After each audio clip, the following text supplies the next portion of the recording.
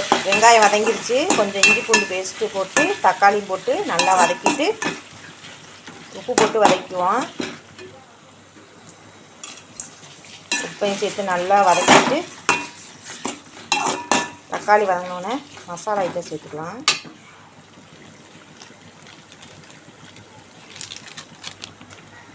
கரம் மசாலா தூள் கொஞ்சம்,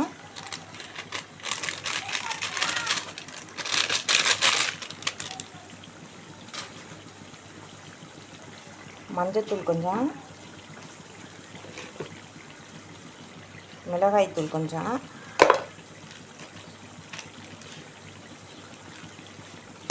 எல்லாம் போட்டு வதக்கிட்டு கொஞ்சமாக தண்ணி ஊற்றி வேக வச்சுக்குவோம். கொதித்து எண்ணெய் பிரிஞ்சோன்னே சாதத்தில் போட்டு கிளறினோம்னா தக்காளி சோறு ரெடி ஆயிரும் ஃப்ரெண்ட்ஸ். நல்லா கொதிக்கட்டும். கடைசியாக மல்லித்தலை தூவிட்டு கொஞ்சமாக நெய் விட்டுட்டு கிளறி கொடுத்தா சூப்பராக இருக்கும். என்னவா அது இதில் போட்டு கிளறி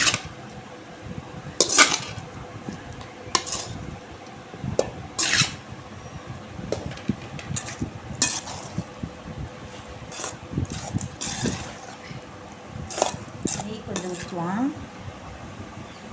உப்பு வந்து பார்த்துட்டு கொஞ்சம் போட்டுக்குவான்.